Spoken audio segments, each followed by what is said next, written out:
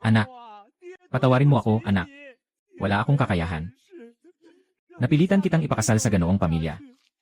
Hindi ba maganda sa bahay ng Marquis? May pagkain, inumin at mataas na katayuan. Ano bang alam mo? Si Ronghue ay isang walang kwentang anak mayaman. Sino ba sa Maynila ang hindi nakakaalam na palagi siyang nasa mga babae at hindi nagtatrabaho ng maayos? Siguradong may masama siyang balak kung bakit kanya pakakasalan. Pero siya ay isang marangal na Ginoo. Tayo na maliit lang ang katayuan, paano tayo napasama sa pamilya ng marangal? Parang sinuwerte na talaga tayo. Ronghue, nandito ako para tulungan ka. Ikaw yung sa pamilya Shen. Talagang magaling ang plano ng pamilya Shen para makisama. Pinasok pa ang ganitong dalagang maselan sa tahanan ng mga Hugh. Ano bang maitutulong mo kay Ronghue?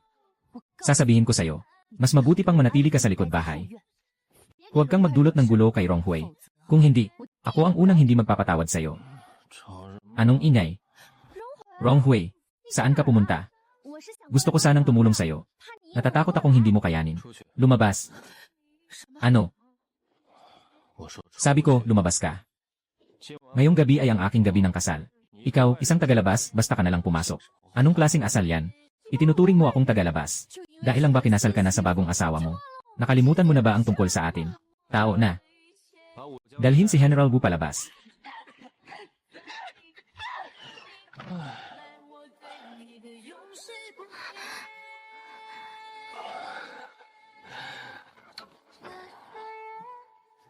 Natakot si General Wu. Lanan.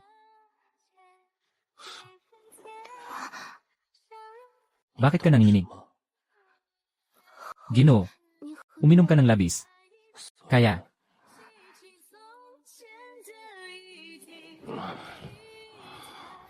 Sige na lang. Hindi na kita tatakutin, asawa ko. Matulog ka na. May mga abala ka pa bukas, di ba?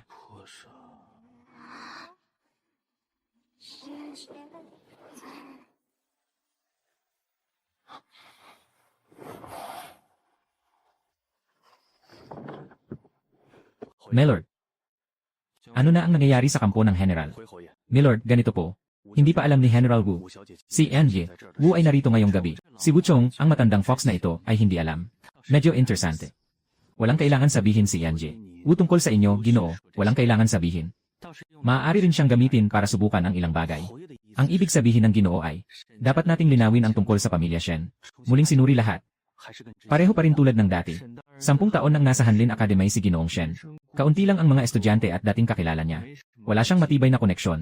Ang panganay na anak na babae ng pamilya Shen ay lumaki sa bahay ng lolo sa Jiangnan. Ang apelyido ng lolo ay Zhou. Negosyante sila ng tsa. Sa Jiangnan may pangalan din siya. Tungkol sa kanyang ugali, napakamahigpit ng pagpapalaki sa Zhou pamilya. Ang panganay na dalaga ng Shen pamilya ay kilala rin sa kanyang kabaitan at kabutihan. Ngunit ano? Sabi ng mga kapitbahay ng Zhou, noong bata pa ang dalagang ito, medyo masigla siya. Madalas na sumama sa mga pinsan sa pag-akyat ng puno at paglangoy sa ilog. Pagkatapos ay pinagsabihan ng matinding si Yanji, Zhou ng ilang taon, bago naging maayos. Masigla. Ginoo. Walang anuman. Nagtataka lang ako.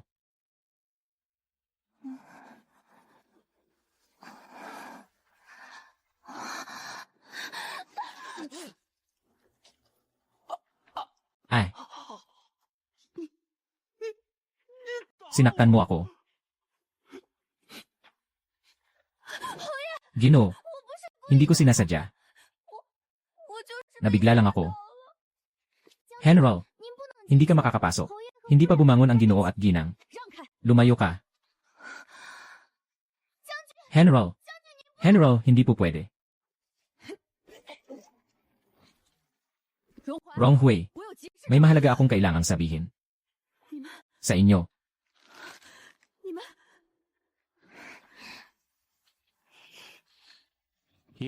Maaga kang pumasok sa silid ng kasal ko. Hindi ba't sobra na yata ito? O baka naman. Gusto mo bang matuto? Ronghue. May mahalagang bagay akong kailangan sa'yo. Anong mahalagang bagay? Sinipa mo ang pinto ko. Nakaabala ka sa aming pahinga. Ito ba ay tinatawag na mahalagang bagay? Mahalagang ulat mula sa militar. Kailangan kong makipag-usap sa'yo. Ang mga agarang ulat mula sa militar ay dapat pumunta sa kagawaran ng militar. Bakit ka nandito sa aking kwarto? 武将军， General Wu, 本侯现在 ako ngayon ay may pamilya na. 以后要 Kailangan nating pag-usapan ang mga bagay-bagay. 去舒服。 Pumunta tayo sa silid-aklatan. Manugang. Ako'y medyo magulo at walang ina. Hindi ko alam ang mga patakaran nyo sa loob ng tahanan. Sa katunayan, hindi rin ito mahalaga kay Rong Hui noon. Kung nakasakit ako sa nakatatandang kapatid na babae, humihingi ako ng tawad. Walang anuman. May mahalagang bagay na kailangan talakayin ng general kay Ginoong Hao. Ako ang nagpatagal sa oras ni Ginoong Hao.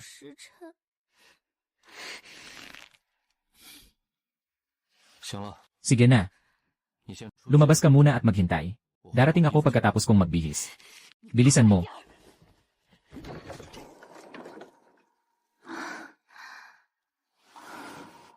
夫人， Ginoo. Lanan. Subukan mo ulit. 本侯 Wala nang silbi ang pangako. Ginoo, nandyan pa ang general na naghihintay sa'yo. Hayaan mo siyang maghintay. 别怕， Huwag kang matakot. 为夫在， Nandito ang iyong asawa. 没人敢 Walang sinuman ang mga api sa'yo. Itong siksi Rong Hui, hindi siya kasing simple ng kanyang hitsura. Ginoo, kailangan nang magbigay ng tsaa sa matandang ginang.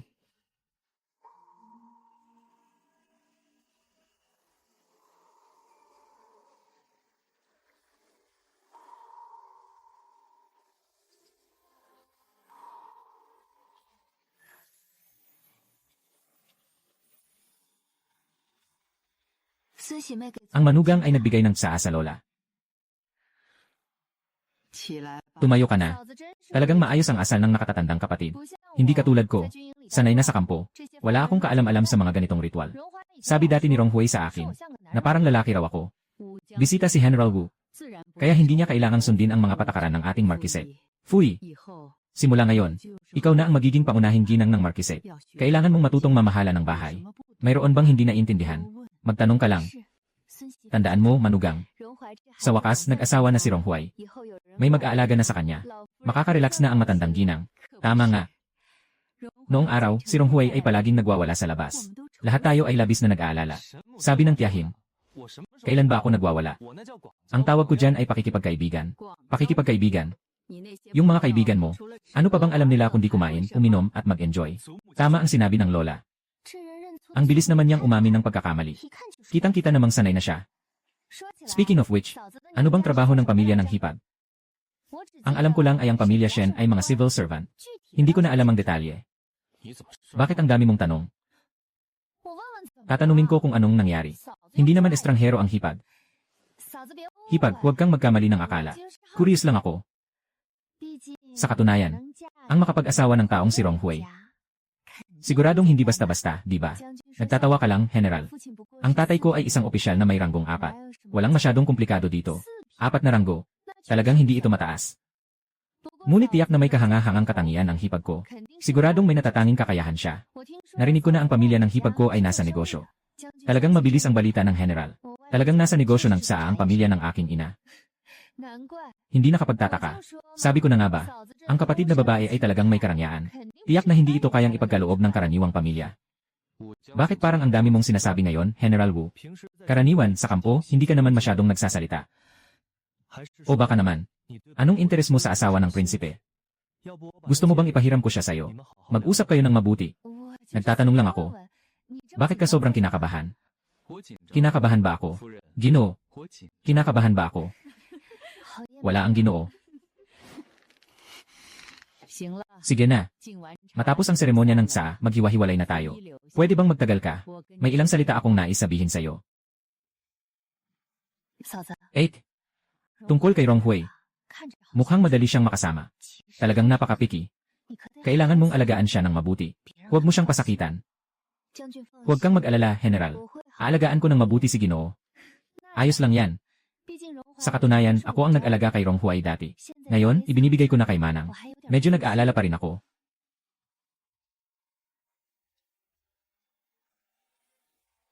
Halika, umupo ka.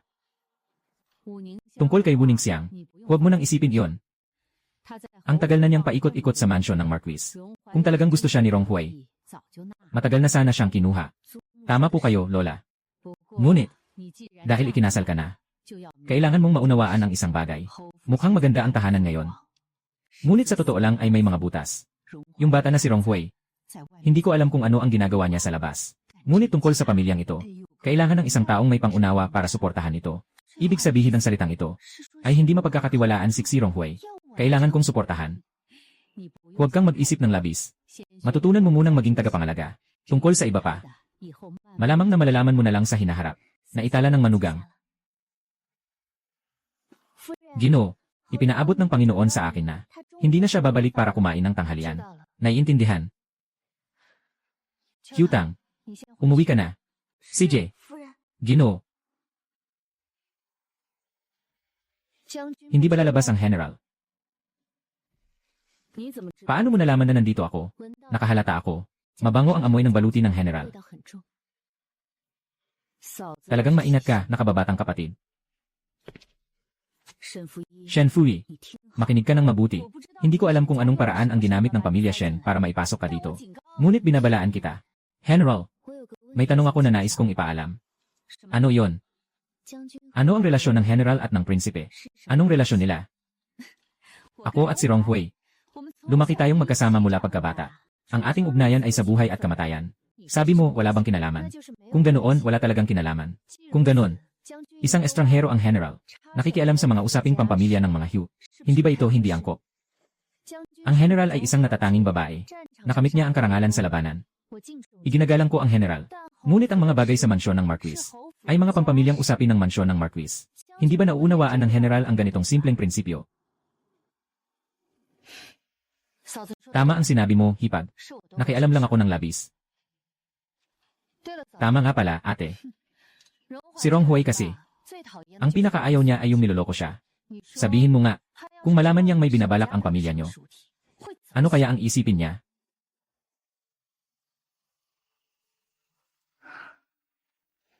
Kyutang, may mga paso ba tayo sa bakuran na hindi ginagamit? Paso ng bulaklak. Bakit kailangan ng Ginoo ng paso ng bulaklak? Para magtanim ng bulaklak. Magtatanim ng mga bulaklak na namumukadkad. Dapat ay mayroon sa imbakan. Hahanapin ko. Maghanap ng ilan pa. Maghanap din ng uling. Mayroon pang alambre. Ginang, ano po ba talaga ang gusto ninyong gawin? Huwag ka nang magtanong. Hanapin mo na lang. Opo. Aalis na po ako para hanapin. Ginang, ano ang ginagawa mo? Hey. Magsalita ka ng dahan-dahan. Huwag mong hayaang malaman ng iba.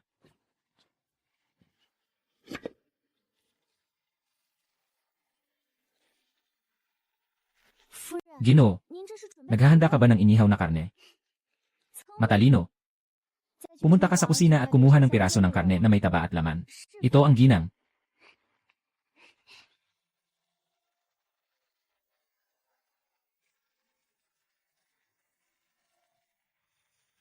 Ganito ang tunay na pamumuhay. Kyutang, tulungan mo akong kumuha ng plato at gunting. Opo.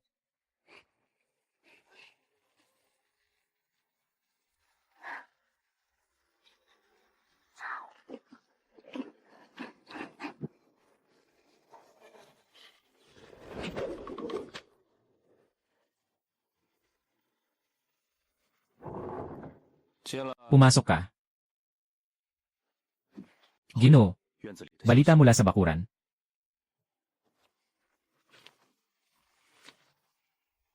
Ano? Paano niya inihaw? Sabi ng anino, sanay daw si Ginang sa paggawa. Sanay. Sabi ng anino, hindi raw mukhang unang beses ni Ginang. Gumamit ng paso at balangkas para mag-ihaw ng karne. Ginoo, pupunta ka ba? Tingnan ang aking paso.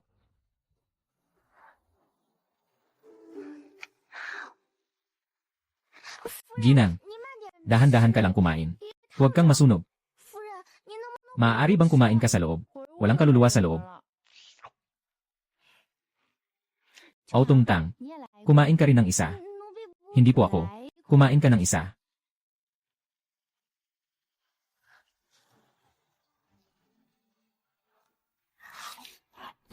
Napakamahilig ng Ginoo. Bakit nandito ang Ginoo? Kumain na ba ang Ginoo? Gusto mo bang kumain ng isa? 你用本 Ginamit mo ang paso ko para mag-ihaw ng karne. Wala namang ginagawa ang paso kaya ginamit ko. Iyan ay mula sa Rukiln. Anong kiln? Ginang, 你知不知道 alam mo ba, 这一个花盆 ang isang paso na ito ay sapat para sa karaniwang pamilya sa loob ng 3 taon. Kung ganun, mahal pala talaga ito.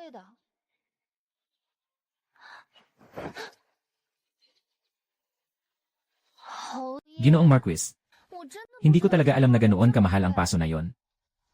Ginoong Marquis, mahabagin po kayo. Huwag niyo na po sanang palakihin pa, pwede ba?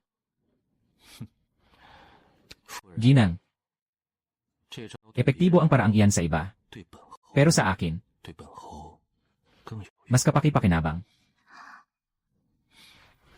Ngunit kailangan pa ring bayaran. 是要赔 Kailangan pa ring bayaran. 花 Tungkol sa paso, 从你月下 bababaan mula sa iyong buwan ng sahod. 一个月 Kalahati ang ibabawas sa isang buwan, 扣完为止 hanggang sa mabayaran. Kalahati. Marquez, ito po ay pang-agaw. 夫人 Hindi ba't sinabi niyo lang kanina na malawak ang pangunawa ko? Marquez, talagang alam ko na ang aking pagkakamali. Ganito na lang po, pwede ba?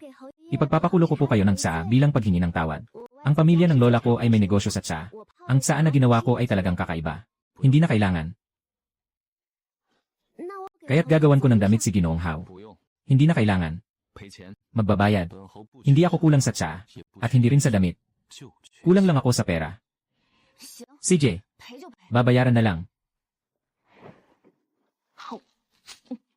Kyutang, mag-ihaw ka pa ng isa para sa akin. 对了 Tama, Ginang. 你刚才 Iwasan mo nang ipakita ang ganyang asal sa harap ng iba.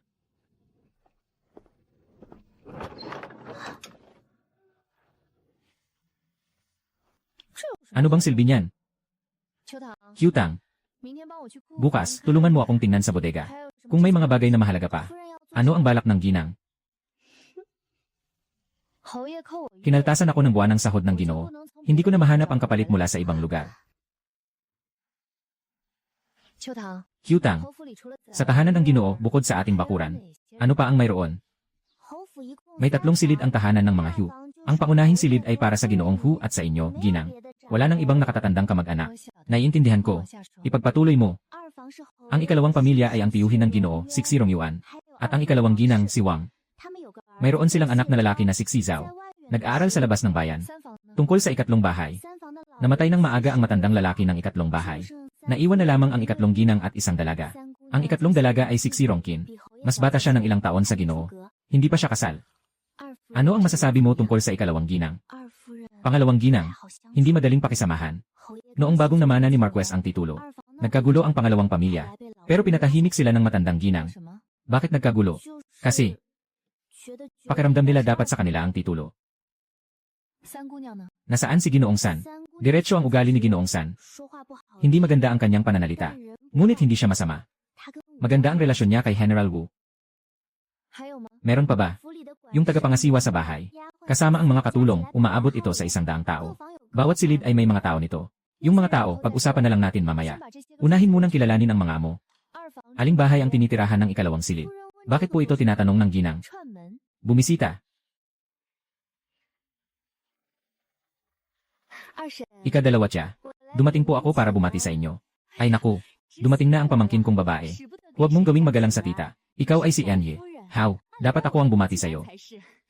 Ang pangalawang tita ay nakatatanda. Dapat lang. Kakaikasal lang ng pamangkin kong babae. Sanay ka na ba dito?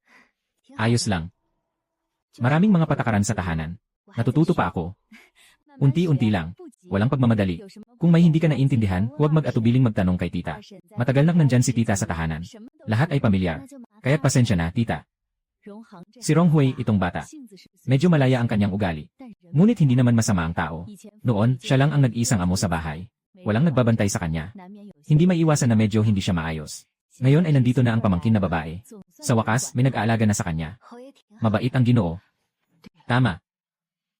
Nakita na ba ng pamangkin na babae si General Wu? Yung babae na yon, sanay na siyang pumasok at lumabas sa mansyon. Dati, hindi pa nag-aasawa si Ronghui. Lahat tayo ay may isang mata na nakabukas at isang mata na nakasara. Ngayon nandito ka na. Ganito pa rin siya. Talagang hindi ito katanggap-tanggap. Ang general at ang Ginoo ay magkaibigan mula pa sa dati. Normal lang ang kanilang ugnayan. Normal na pero, sino bang pumapasok sa bagong bahay bago magbukang liwayway? Kaya lang mabait ang ugali ng pamangkin kong babae. Kung ako, matagal na akong nagalit sa kanya. Tama ang sinasabi ng tita. Talagang hindi ko alam kung anong gagawin. Matagal na ang tita dito sa bahay. Maaari mo ba akong turuan? Tungkol dito.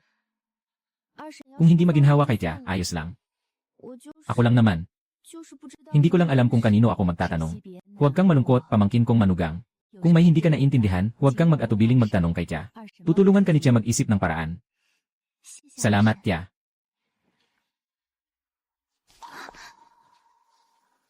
Ito si ikatlong binibini.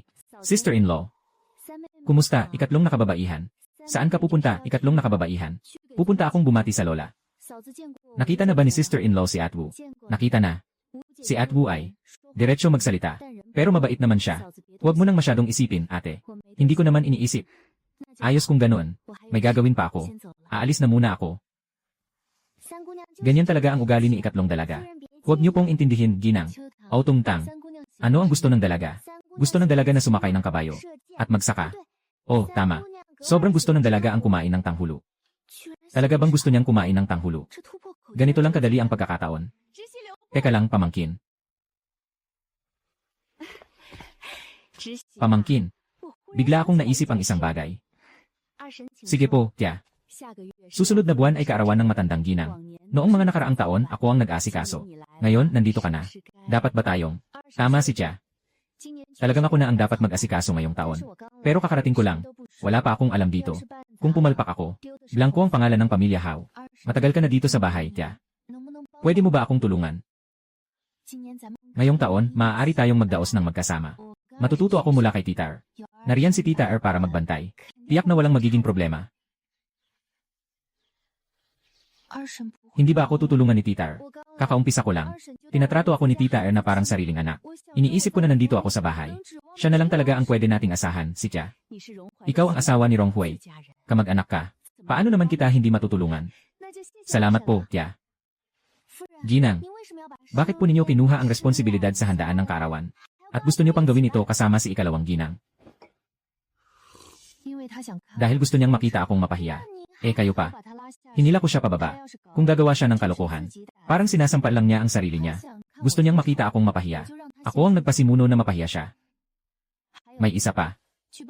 Pumunta ka at bumili ng ilang piraso ng tanghulo. Tanghulo. Kailangan ng maganda. Huwag magreklamo kung mahal. Bukas kailangan kong makipagkita kay San Bunyang. Ginoo. Sinabi ni San Bunyang na hindi siya maganda ang pakiramdam ngayon. Hindi makikita ang bisita. Ano bang nararamdaman ni San Mei? Hindi sinabi ni San Bunyang. Sige, ipasa mo na lang kay San Mei. Sabihin mong babalik ako sa ibang araw. Ginoo, si San Bunyang ay nagpapakita ng sama ng loob sa inyo. Ayaw niyang makipagkita. Hindi ko naman pwedeng pilitin. Pero, hindi nagmamadali. Mahaba pa ang mga darating na araw. Ang pagbigay ng asukal na prito ay subok lang. Titingnan ang kanyang reaksyon. Ginoo, anong nangyari? Si Ginoong Hao. Si Ginoong Hao ay nalasing sa Kiyon Tower. Hindi siya mahatak palayo. Walang magawa ang mga tao. Dumating kami upang ipaalam sa inyo, Ginang. Ano nang ginagawa niya roon? Si Ginoong Hao. Madalas bang pumunta ang Ginoo? Nagsabi na ba siya sa matandang ginang? Hindi pa. Una akong nagulat sa ginang. Kung tatanggapin o hindi. Magiging usapan pa rin ito. Dapat itong ipahayag mula sa bibig ng matandang ginang. Ito ang pinakaangkop. Itong nakakabahala na bagay. Fuyai, pumunta ka at dalhin siya pabalik. Ako ba ang nararapat? Ikaw ang kanyang asawa. Dapat ikaw ang pumunta. Tandaan mo, huwag magdaldal. Basta dalhin mo lang ang tao. Ginoong babae, mukhang nagkamali ka ng lugar. Hinahanap ko si Ginoong si Rong Hui. Hinahanap mo si Ginoong si. Ano ka sa kanya? Asawa niya. Kailan nag-asawa ang Ginoo? Bakit hindi namin alam? Tama. Baka naman nagkukunwari ang kapatid na babae.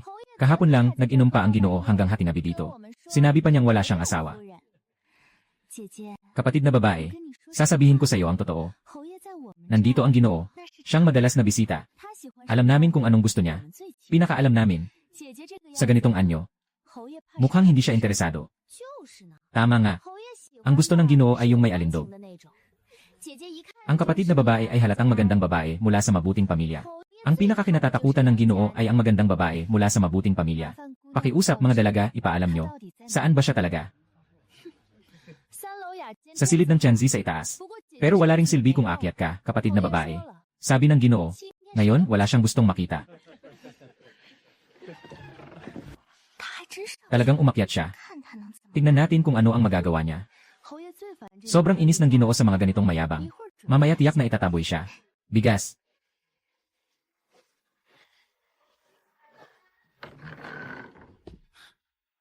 Dumating na ang ginang.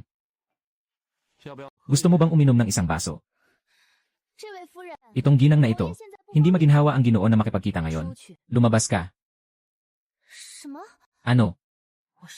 Sabi ko, lumabas ka. Ang galing ng ginang. Ginoo, uwi na. Hindi ako uwi. Bakit? Ayos naman dito. May alak dito. May nag-asikaso sa akin. Mas komportable kaysa sa bahay. Ginoong Marquis, kasal na po kayo. Alam ko na. Ginoo, alam mo ba kung gaano ako katakot mag-isa sa bahay? Kahapon ng gabi, hindi ako nakatulog ng maayos. Naisip ko kung kailan ka babalik, Ginoo. Hindi ka ba masaya kahapon habang nag-ihaw? Iyon ay nangyari pa noong nakaraan. Iba ang gabi. Nag-iisa sa gabi. Madilim at malamig. Walang makakausap. Marami kang mga katulong sa bakuran. Hindi naman sila mga Ginoo. Ginoo, bumalik ka na, okay ba? Huwag po kayong uminom ng alak. Ipagpapakulo ko po kayo ng tsaa. Mas masarap ang tsaa na ginagawa ko kaysa sa alak. Ginang, nilalambing mo ba ako? Epektibo ba yan? Epektibo. Tara na. Umuwi na tayo. Tama nga pala. Ginoo, nang naglalambing ka kanina. Hindi mo naman ako pinagalitan, di ba? Mahal na Marquis, ako. Alam kong hindi mo rin kayang gawin yon. Pwede bang patayin ang taong ito? Ginoo, may nais akong talakayin sa inyo. Magsalita ka ng tuwiran, hindi ito masama. Ginoo, pupunta ka ba sa Kyun Building? Pwede bang? Huwag ipaalam sa iba. Hindi ko naman gustong makialam sa inyo. Ako nga. Nang ikinasal ang Ginoo, kinabukasan ay pumunta na siya sa ganitong lugar. Hindi ito magandang marinig sa labas.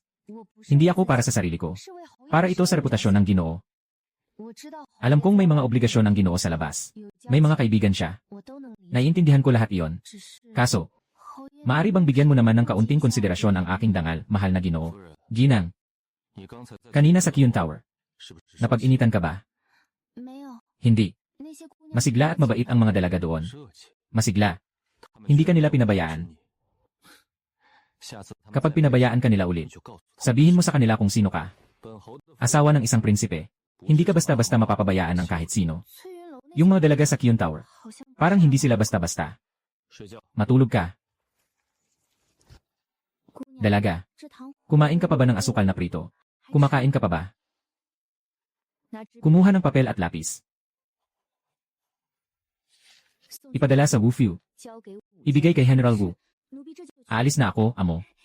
General, nagpadala ng papel ang ikatlong anak na babae ng Marquis sa pamamagitan ng isang tao. Kahapon, nagdala ng candid house si ate. Hindi ko siya nakita. CJ, hindi na sayang ang pagmamahal ko sa batang ito. Sunugin mo na. General. Ginoong Marquis, dumating na si General Wu. Sabi niya gusto kanyang makausap. Papasukin mo siya. Rong Hui. Anong nangyari? May isang bagay. Hindi ko alam kung dapat ko bang sabihin sa'yo. Tungkol ito sa kapatid na babae. Anong nangyari sa kanya? Rong Hui. Alam kong hindi ako dapat ang magsabi nito. Pero ikaw ang kapatid kong pinagkakatiwalaan. May mga bagay na hindi ko masabi. Sino ang magsasabi sa'yo? Kapatid na babae siya. Kahapon pumunta ako sa bahay ni Rongkin. Nagdala pa ako ng mga bagay. Alam ko. Alam mo. Tungkol sa mga bagay sa bahay ng Hao. Walang bagay na hindi ko alam. Pumunta siya para magdala ng tanghulo kay Rongkin. Hindi siya nakita ni Rongkin. Dahil alam mo na. Hindi na ako magpapaligoy-ligoy. 2 araw pa lang siyang kasal. Nagsimula na siyang manghikayat. Una, pinuntahan niya si Titar. Tapos, pinuntahan niya si Rongkin. Alam mo naman si Titar. Parang dahon sa hangin. Kung sino ang nagbibigay ng benepisyo, doon siya kakampi. Si Rongkin ay bata pa. Madaling bulahin at lokohin. Ikaw namang ginang, medyo hindi mapakali. Alam kong ayaw mong marinig ito. Pero kailangan kong sabihin. Alam mo ba kung anong kalagayan ng pamilya Xi ngayon? Mas alam mo kaysa sa akin. Sa oras na ito, hindi dapat may sinumang tao na hindi kilala sa paligid. Hindi kilala. Ang pamilya Shen ay isang ika-4 na antas na opisyal. Wala kayong kinalaman sa tahanan ng mga Hu. Bakit sila makakapag-asawa ng anak na babae dito? Hindi mo ba naisip? May nag-aayos ba nito sa likod ng lahat? Baka naman ang tatay ni Shen Fui. Talaga bang ganun lang siya kasimple sa panlabas? Ang ibig mong sabihin, wala akong sinabing ganoon. Pinaalalahanan lang kita. Mag-ingat ka. Mukhang mabait at masunurin si ate sa panlabas. Ngunit ang mga bagay na ginawa niya, ay hindi naman masyadong maayos. May punto ka. Pero, pumunta siya kay tita at kay Rongkin. Hindi ba't normal na pakikipag-ugnayan lang yon? Bilang bagong asawa, dapat makipag-ugnayan sa mga nakatatanda at sa mga hipag. Anong problema? Ang problema ay hindi tamang panahon ang pinili niya. Isipin mo, kakapasok pa lang niya. Hindi pa nga nakatayo ng maayos. Agad-agad siyang naglalakad-lakad. Ano ang ibig sabihin nito? Ibig sabihin ay may balak siya sa isip niya. Sa tingin mo, ano ang plano niya? Hindi ko alam. Pero kadalasan, yung mga mukhang mabait, sila ang may sariling iniisip. Wrong way. Magaling ka naman sa lahat ng bagay. Pero pagdating sa mga babae, parang wala kang pakialam. Noon, kaya mo nang mag-isa. Ano man ang gawin mo. Ngayon may pamilya ka na. May mga bagay na kailangan mong maging maingat. Sige na, naiintindihan ko na. Wrong way. Hindi mo naman sasabihin sa kanya ang sinabi ko, di ba? Hindi ko intensyon na guluhin ang relasyon nyo bilang mag-asawa. Kundi, nababahala lang ako sa'yo. Huwag kang mag-alala. Ang mga sinabi mo sa akin, hindi ko sasabihin sa kanya. Pero kailangan mo ring pangakuan ako ng isang bagay. Ano yon? Huwag mo nang guluhin siya sa susunod. Saan ba ako? Meron ba? Alam mo naman. Siya ang aking lehitimong asawa. Kung may problema ka sa kanya, hindi ba't parang sinasampal mo ako? Magpakatino ka naman. Wrong way. Anong ibig mong sabihin sa sinasabi mo? May problema ba ako sa kanya? Kailan ba ako nagkaroon ng problema sa kanya? Sige na. Sinasabi ko ito para sa ikabubuti mo. Kung gusto mo, pakinggan mo. Zhang Sui. Ano ang ginagawa ng ginang ngayon? Tao. Mukhang nagpapaaraw siya sa bakuran. Nagpapaaraw. Hindi ba medyo nakababagot iyon? Ano ang ibig sabihin ng mga salita ng Ginoo? Halika. Sumulat ka ng isang pangungusap. Sikaping ipasa kay Ginang. Sinabi ni General Wu kay Ginoong Hao na hinahanap ng Ginang ang ikatlong dalaga. Hyutang, may pumasok bang tao kanina? Wala akong nakita na pumasok. Anong nangyari, Ginang? Wala naman. May nagdala lang sa akin ng malaking regalo. Dahil sa mga panggugulo. Hyutang, tulungan mo akong ayusin ang aking buhok. Hindi naman magulo ang buhok ng Ginang. Bakit kailangan pang ayusin? Masyadong simple ang kanina. Kailangan kong makipagkita sa Ginoo mamaya. Dapat maganda ang itsura. Tara na. Punta tayo sa silid-aklatan. Hindi ba muna pupunta si Ginang para magbigay galang kay matandang Ginang? Pagkatapos magbigay galang, saka pupunta sa silid-aklatan. Maraming gagawin ngayong gabi. Kailangan magmadali. Nandyan ba si Marquez? Nandito. Sandali lang, Ginang. May ipapaabot lang. Walang kailangan ipaalam.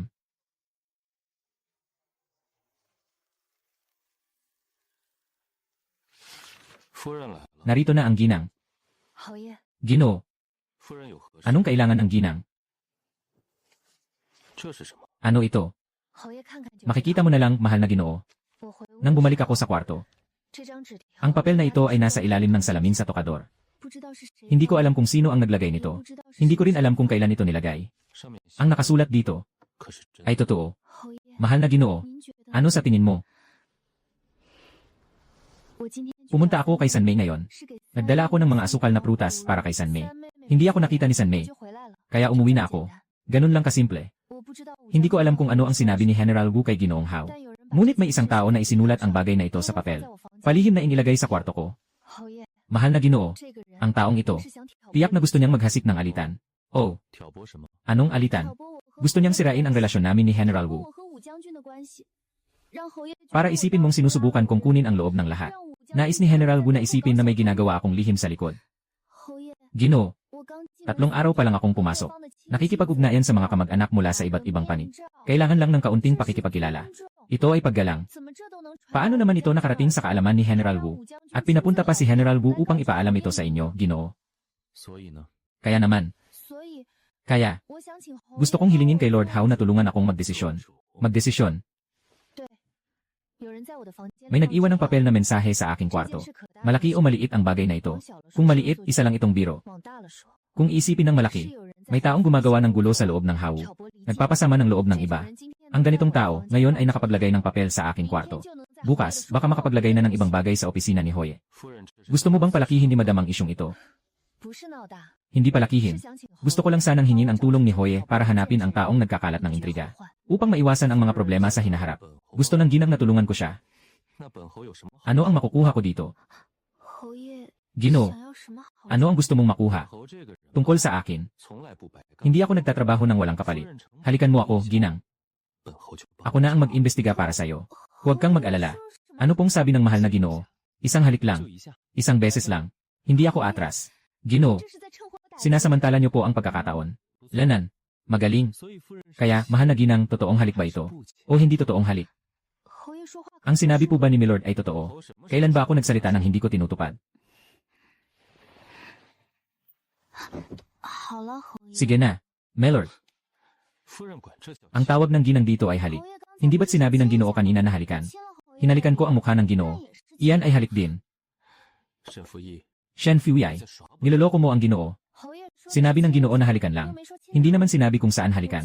Hinalikan ko ang mukha ng Ginoo. Bakit hindi ito binibilang? Alam mo ba na ang pinakaayaw ng Ginoo ay ang mga tao na nagmamagaling sa harap niya? Wala akong ginawang kalokohan. Talagang iniisip ko na ang halik sa pisngi ay mas taos puso. Tama. Isipin mo, Ginoo, ang halik sa labi ay masyadong bastos. Iba ang halik sa pisngi. Ang halik sa pisngi ay... Ano yon? Paggalang. Tama. Ang halik sa pisngi ay nagpapakita ng respeto at paghangako kay Haring Hao. Ang halik sa labi ay masyadong magaan at walang halaga. Napakataas ng uri ng Ginoo. Paano siya gagamit ng ganitong mababang paraan? At saka, kung hihilingin ng Ginoo na halikan ko siya, halik ko siya. Napaka-awkward naman nun para sa akin. Sa kabila ng lahat, ako rin ang pangulo ng tahanan ng Ginoo. Ang panggagalingan nito ay hindi magandang pakinggan. Hindi mo ba alam? Sino ang nakakaalam? Alam ng langit at lupa. Alam mo at alam ko. May mga Diyos sa itaas. Saan pupunta ang Ginoo? Pupunta akong maghanap ng tao para suriin ang papel. Talagang tutulong ang Ginoo. Sinasabi ng Ginoo na siya ay tapat sa kanyang salita. Sa susunod, bawal mo na akong halikan sa pisngi. Naiintindihan ba ng ginang? Naiintindihan ko. Sa susunod. Anong susunod? Meron pa. May susunod pa. Sino? Sino ang gustong makasama ka sa susunod? Bastos. Kyutang. Nakita mo na ba ang mga bagay sa bodega? May mga sining, sinaing na porselana, ginto at pilak na kagamitan. Mayroon din mga jade na bagay. Alahas. Satin na tela. Ano ba talaga ito? Hindi alam ng alipin. Sa kabila ng lahat, hindi kami makapasok. Ang dami ng nalaman. Hindi makapasok. Wala ring saysay ang pagpilit. Ang paso ng ruyaw. Katumbas na ng 3 taong pagkain ng isang ordinaryong pamilya. Magkano lang ba ang buwan ng sahod ko? Kalahati agad kaltas.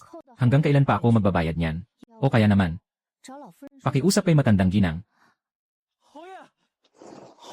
Dahan-dahan lang po, mahal na Marquis. Mag-ingat po kayo sa pintuan.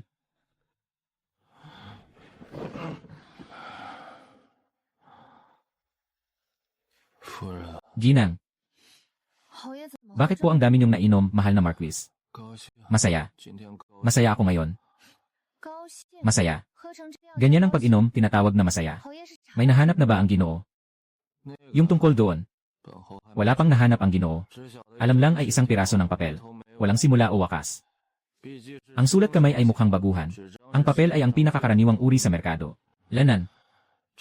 Hindi matukoy kung sino ang naglagay. Inaasahan ko na ganito ang mangyayari. Ginang. Ginang, hindi ka magagalit, di ba? Magagalit. Gusto mo bang makita ang kamay ko na matagal nang nakasiksik sa manggas, mahigpit na nakasara? Hindi matukoy o talagang hindi mo lang sinubukang alamin? Baka naman lumabas ka ng masaya.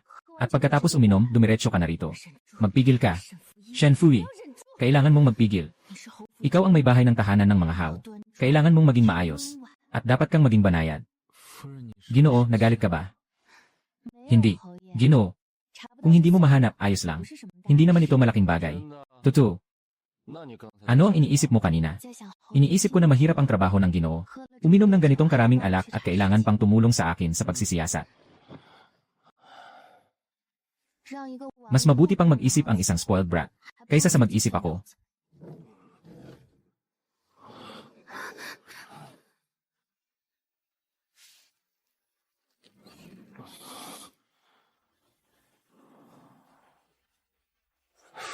Ginoo, ano ang nais sabihin ng Ginoo? 夫人的手 Ang kamay ng ginang 挺软 ay medyo malambot. O tungtang, magdala ng mainit na tubig para punasan ang mukha ng Ginoo. CJ, yan he.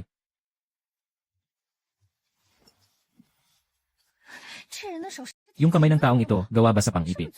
Sobrang higpit ng pagkakahawak sa aking manggas. Ayaw ko nang gumalaw.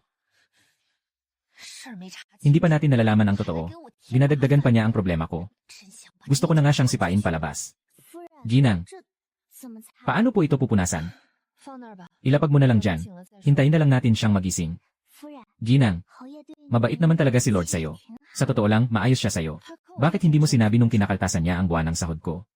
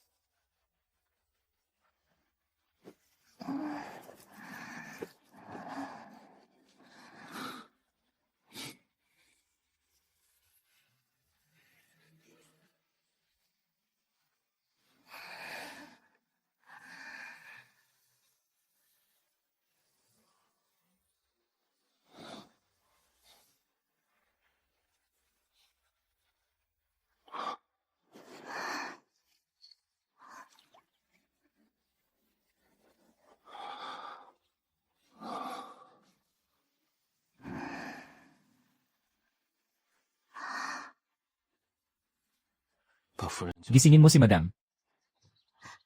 Madam. Madam, magising po kayo. Bag. Madam. Dapat na tayong bumangon. Matulog pa ng 5 minuto.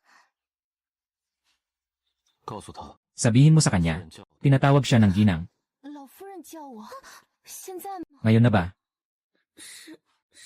Sabi ng Ginoo.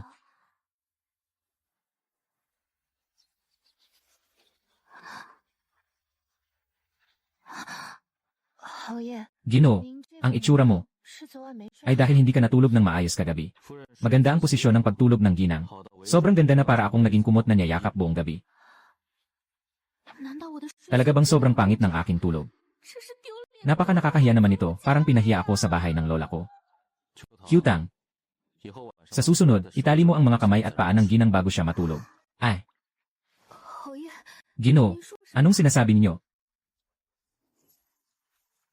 侯爷， Ginoo, 您昨晚没 hindi kayo nakatulog ng maayos kagabi. Bakit ang mga mata niyo? Tumahimik ka. Ginang, dapat na tayong bumati sa matandang ginang. Fuyay, matagal ka nang pumasok. Alam na ng lahat sa bahay ang tungkol dito. Panahon na para kunin ang tungkulin ng tagapamahala. Ito ang imbakan ng pondo ng pamilya, mga susi ng opisina at mga bakuran.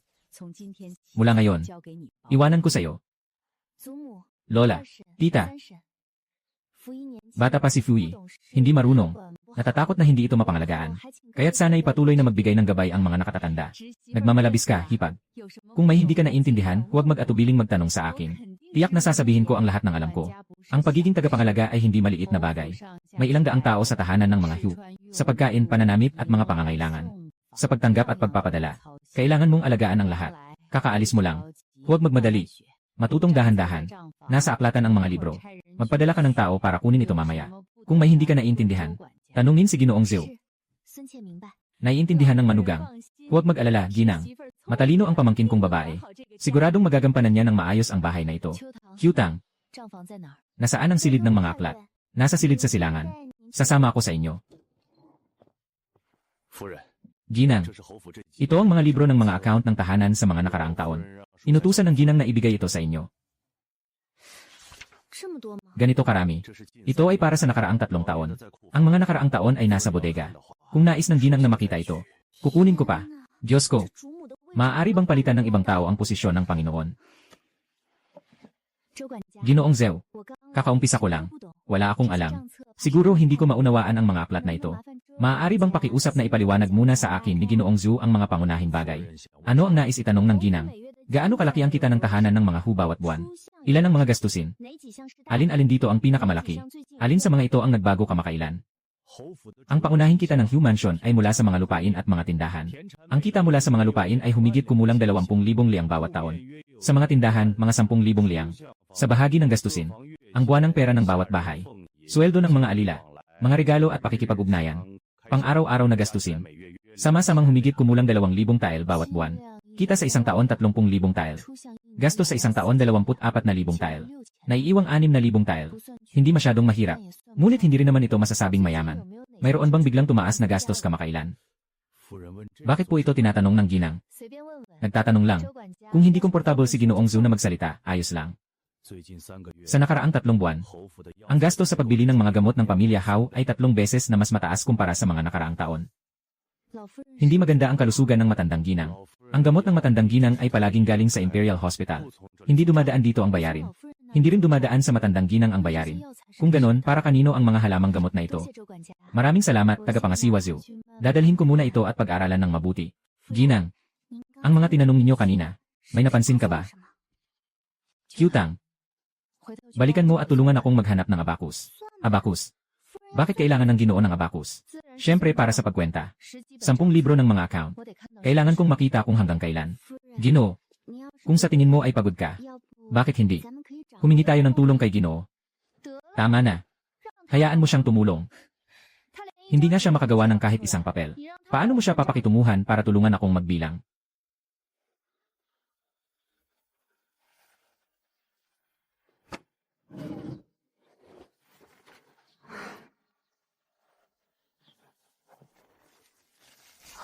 Ginoo, bakit ka nandito?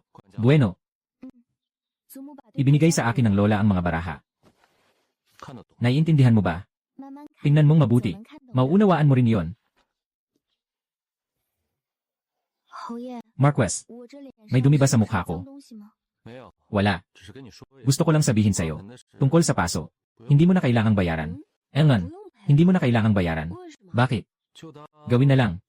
Gawin na lang dahil maganda ang mood ko ngayon. Maganda ang mood ko. Hindi natulog ang taong ito buong gabi kagabi. Paano mo masasabing maganda ang mood niya? Rong Hui. Pinahirapan mo akong hanapin ka. Rong Hui. Ngayon ay araw ng pahinga sa hukbo. Wala tayong ginagawa. Tara, magpunta tayo sa Kyun Tower para uminom. Matagal na tayong hindi nag-inuman. Sister-in-law, tingnan mo, sobrang saya ko na makita si Rong Hui. Nakalimutan ko nang bumati sa'yo. Huwag kang magalit, ate. Hindi ako nagagalit. Ano bang sinasabi mo, nagagalit ako? Pagpasok mo, niyakap mo si Rong Hui. Masyado namang halata na gusto mo akong pasakitan. Kailangan talagang generous ka, ate. Pupunta kami ni Rong Hui sa Kyun Tower para uminom. Gusto mo bang sumama? Salamat sa malasakit mo, General Wu. Pero hindi talaga ako marunong uminom ng alak. Baka masira ko lang ang kasiyahan niyo ni General at ng Marquis. Pero, sobra ang inom ni Marquis kagabi. Pagbangon niya kanina, may pasa na sa ilalim ng mga mata niya. Talagang naawa ako sa kanya. Kung hihilahin mo pa siyang uminom, General. Natatakot ako na hindi kakayanin ng Ginoo ang kanyang katawan. Ang General ay isang mandirigma. Maganda ang kanyang kalusugan. Ngunit hindi ganoon ang Ginoo. Kahit na mukhang malakas ang Ginoo, sa loob ay talagang mahina siya. Kahapon ng gabi, nagsuka ang Ginoo ng maraming beses. Nahirapan siyang makatulog hanggang hating gabi. Bantay ko siya. Hindi ako nakatulog sa gabi. Hindi ako nakatulog. Tulog na tulog siya, parang baboy. Nakasandal siya sa akin.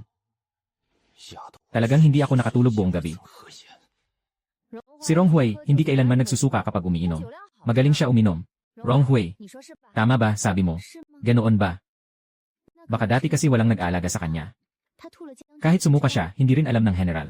Rong Hui, talagang hindi ka napupunta. Ang tagal na rin mula nang uminom tayo ng magkasama. Bigyan mo naman ako ng pabor. Hindi ako makakapunta ngayon. May mga bagay sa bahay. Anong mga bagay? Yung katiwala. Kaka-receive lang ng misis ko ng mga bisita.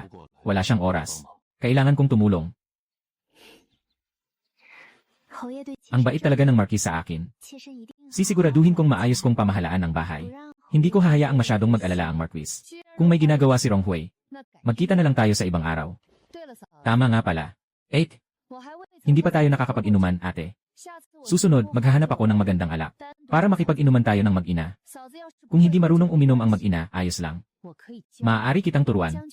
Naiintindihan ko ang magandang intensyon ng general. Ngunit hindi ako masyadong marunong makipag-usap sa iba. Natatakot akong hindi makapagbigay ng maayos na pagtanggap. Walang anuman.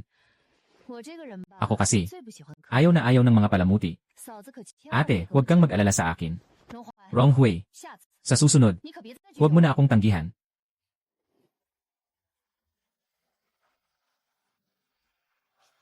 Talagang magaling magsalita ang ginang. Ano bang sinasabi ng Ginoo? Wala akong sinabi. CJ, wala kang sinabi. Sinabi mo na nagsuka ang Ginoo ng ilang beses kagabi. Nahirapan hanggang hatingabi. Hindi nakatulog ang ginang buong gabi. Nagmamalasakit ako sa Ginoo. Ayokong mapilitang uminom ulit ang Ginoo. Kaya nga nagsinungaling ako. Huwag mo akong sisihin. Nagmamalasakit. Natulog ka kagabi na parang baboy. Hindi ako nakatulog buong gabi. Pero nakalimutan mo. Pati na rin ang pag-ikot-ikot sa aking mga bisig. Ginoo, gusto mo bang tulungan kita ni Lord na muling maranasan ito? Ako. Hindi ako. Lord. Nasasaktan na po ninyo ako, mahal na Lord. Kagabi, si Madam ang nakadagan sa akin buong gabi. Hindi man ako nagsabing masakit. Ginoo, maaari bang huwag ka nang magsalita?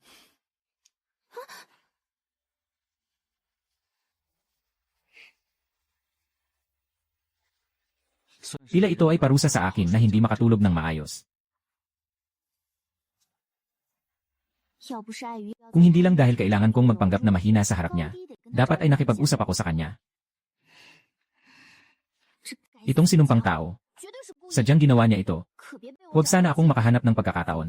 Kung hindi, kailangan talaga siyang disiplinahin ng maayos. Pumasok ka. Ginoong Marquis, may balita mula sa kagawaran ng sandatahan. Kagabi, lihim na nakipagkita si Wu Chong kay Deputy Commander ng Imperial Guards na si Zhao Heng. Nag-usat sila ng matagal sa karwahe sa likod na eskinita ng bahay ni Zhao. Nang umalis si Zhao Heng, may itinago siyang liham sa manggas niya. Pangalawang pinuno ng Imperial Guards. Mas mahaba pala ang abot ng kamay ni Wu Chong kaysa sa inaasahan ko. Ang bagay na personal na kinukuha ni Zhao Heng ay siguradong hindi ebidensyang maaaring gamitin laban sa kanya. Patuloy na bantayan ang mga kilos ni Zhao Heng. Walang palalampasin. Isulat lahat ng detalye. Opo. May isa pa pong bagay. Magbabalik po ako, Ginoong Marquis. May isa pa pong bagay. Balita mula sa Jiangnan.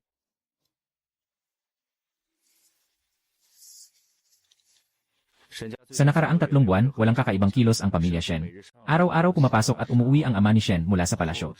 Tahimik sa loob ng bahay.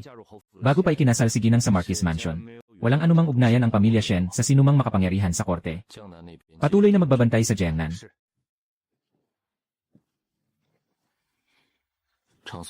Chang Sui. Tingnan mo. Suriin kung nandyan ang pamilya Xi sa listahan ng mga kasama sa pangangaso succession. Gusto ng Ginoo na pumunta. Kung pupunta o hindi, ibang usapan yon. Ngunit kailangan kong maghanda bago pa man dumating ang problema. Kiutang. Ginang, may ipapagawa po ba kayo? Ilang taon na bang nagtatrabaho si Steward Zhu sa mansyon? Narinig ko po, mahigit 20 taon na. Noong buhay pa si matandang Ginoo, dito na siya nagtatrabaho. Diretso siyang namamahala ng mga account. Si Steward Zhu ay dating tagapamahala ng pananalapi. Noong nabubuhay pa ang matandang Panginoon, siya na ang namamahala sa mga libro ng bahay.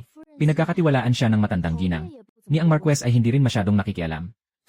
Ang taong gaya niya, kung talagang may problema, malaking problema yon. Kilalang tao si Ginoong Zhou. Gaano mo siya kakilala? Tungkol kay Ginoong Zhou, hindi siya masyadong madaldal. Maingat siya sa kanyang trabaho. Palaging magalang siya sa lahat. Maganda ang impresyon sa kanya ng lahat sa bahay. May pamilya ba siya? May ilan? Nawala ang asawa ko ilang taon na ang nakalipas. May isang anak na nagtatrabaho sa labas. Narinig ko, medyo maganda ang takbo ng negosyo niya.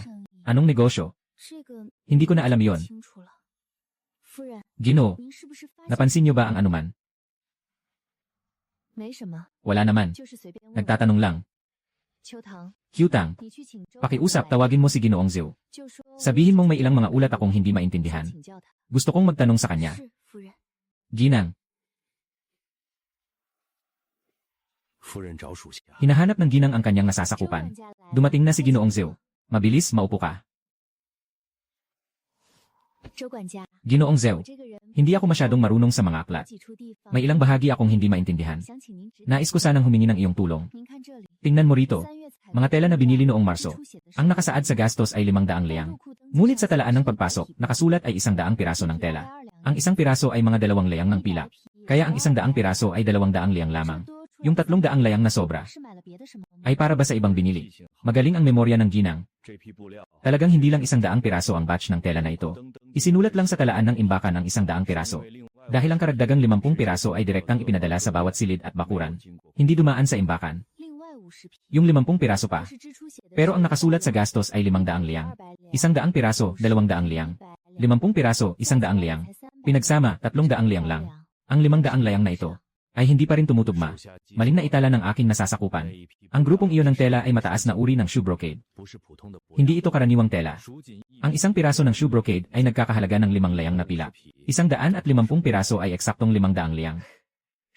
Shoe brocade. Pero ang nakasulat sa talaan ng inventaryo ay 100 piraso ng karaniwang tela. Hindi ito shoe brocade. Baka nagkamali lang ng sulat ang nagrehistro. Tama po kayo, ginang. Babalikan ko po at susuriin ang orihinal na talaan. Ibabalita ko po agad sa inyo. Pasensya na po, tagapamahalang Zhou. May isa pa po dito. Ang pagbili ng mga gamot ngayong Mayo ay mas mataas ng 300 liyang kaysa noong nakaraang buwan. May nagkasakit ba sa loob ng mansyon? Bakit wala akong narinig? Sumasagot po, ginang. Ang matandang ginang ang nag-utos na maghanda ng ilang pampalusog na gamot. Nakatago po sa imbakan. Para magamit kung kinakailangan. Mga pampalusog na halamang gamot. Anong pampalusog na gamot ang ganito kamahal? 300 tile. Pinakamataas na uri ng ginseng at sungay ng usa. Ah, ganoon pala. Hanggang dito na lang ang mga tanong ko ngayon. Salamat sa abala, tagapangasiwa Zhou. Naabala ko kayo ng matagal. Hindi naman po kailangan magpakababa, ginang. Tungkulin ko po ito. Tagapangasiwa Zhou. May iba pa po ba kayong kailangan, ginang? Ang inyong anak ay nagnenegosyo sa labas. Maayos ba ang takbo ng negosyo niya? Pwede na rin po. Anong negosyo po ang ginagawa niya? Mga maliliit na negosyo. Hindi ito mahalaga.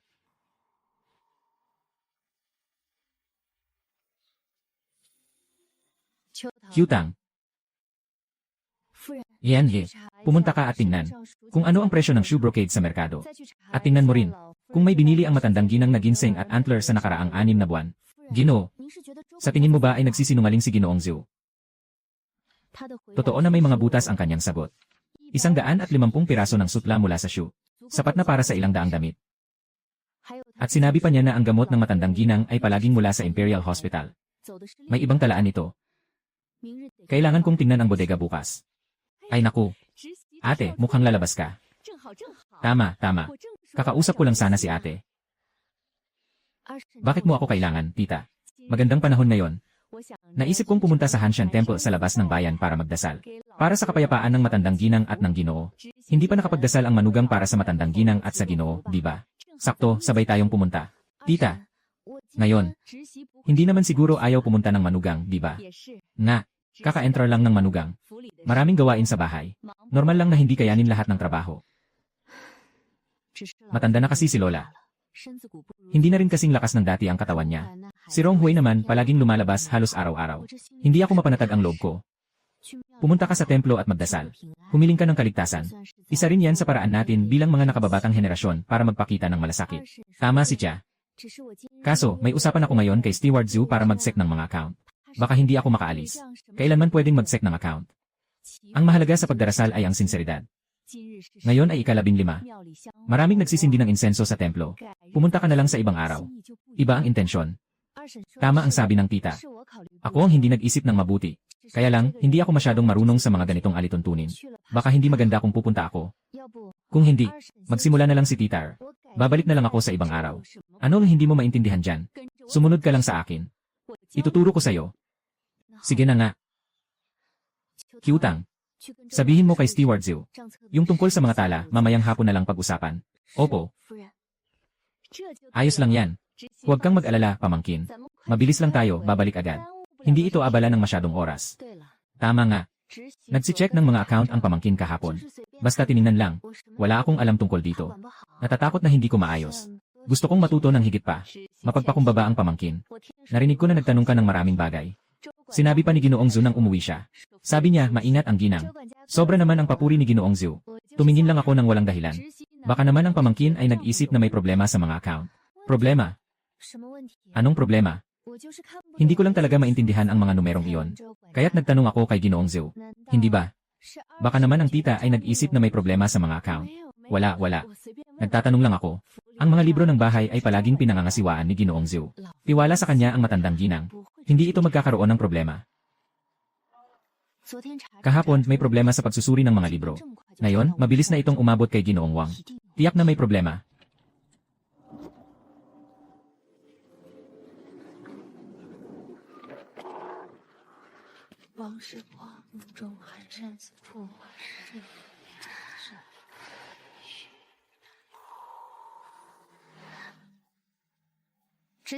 Tapos na ba ang paggalang ng pamangkin? Tapos na ang dasal. Mukhang hindi masyadong pumupunta sa templo ang pamangkin. Nakaniel ng matagal. Talagang nahirapan ka sa pagyuko. Hindi rin naman naisip ng tita. Sandali lang. Dadalahin ka ng tita para kumain ng vegetarian noodles dito. Para makapagpahinga ka ng mabuti. Kumain muna tayo ng pansit bago umuwi. Baka hapon na tayo makauwi. Itong si Wang. Talagang mahilig magdala ng abala sa tao.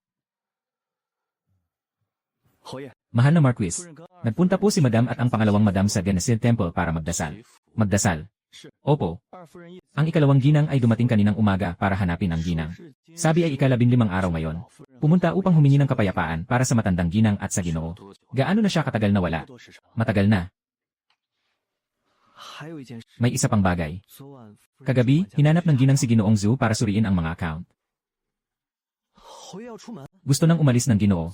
Siyempre, kailangan nating tingnan kung gaano kataimtim ang Wang sa pagdadala ng asawa ng prinsipe sa pagdarasal.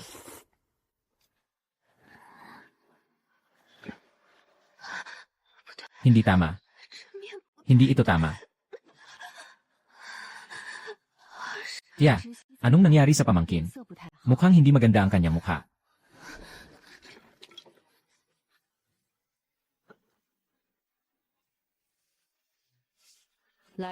Tawagin ang tao.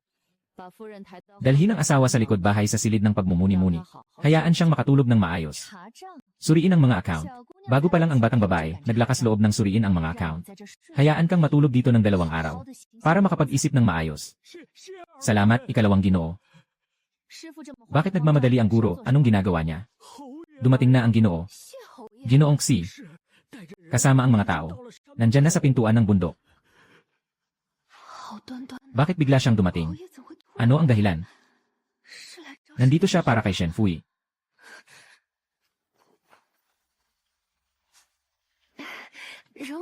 Rong Hui. Paano ka nakarating dito? Tiya. Nasaan ang asawa ko? Nandito ang hipag mo. Nasaan siya?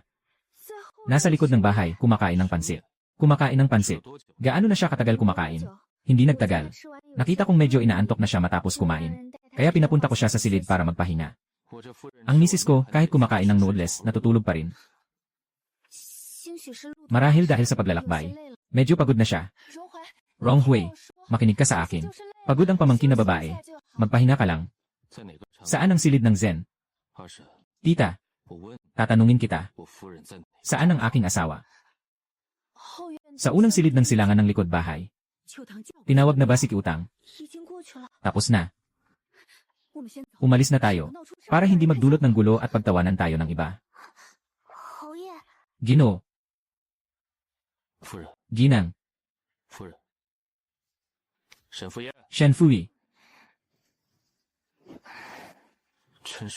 Talagang napakabobo mo.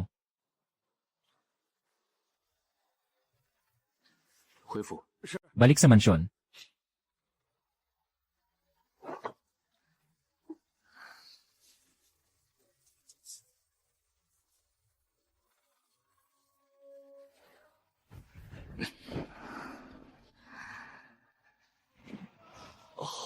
Mahal na Marquis, hindi ba parang hindi maganda tingnan na ikaw ang nagbubuhat nito?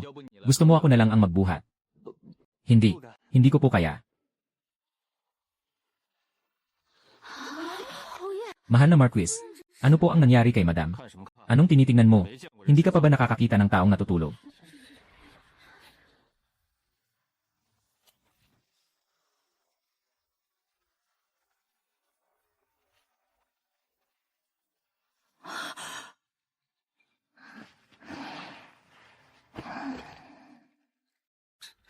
Tia.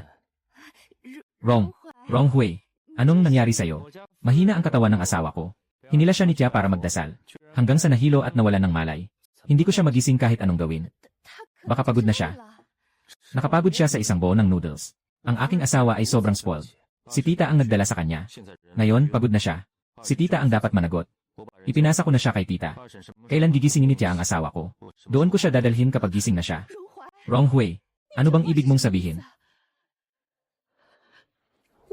Hindi ko naman sinasadya. Ang ibig kong sabihin, nawalan ng malay ang asawa ko habang kasama si Tia. Ang bagay na ito, kailangan itong sagutin ng tita.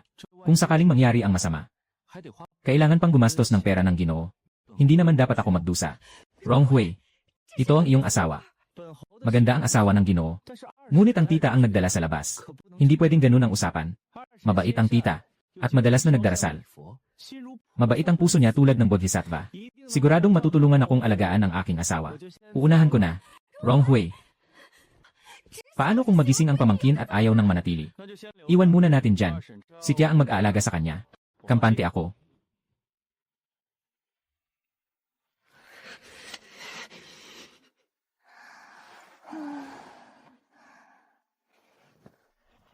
Ginoong Marquez, talaga bang iniwan niyo si Ginang sa pangalawang asawa? Paano kung ang pangalawang asawa? Hindi siya maglalakas loob. Nasa kanya ang tao. May nangyari. Hindi siya makakaligtas dito. Kailan pupunta ang Ginoo para kunin ang Ginang? Hintayin natin na magising siya. Baka ayaw pa niyang bumalik. Ay. Magpadala ng tao para magbantay. Kung may balita, ipaalam sa akin agad. Ginoo,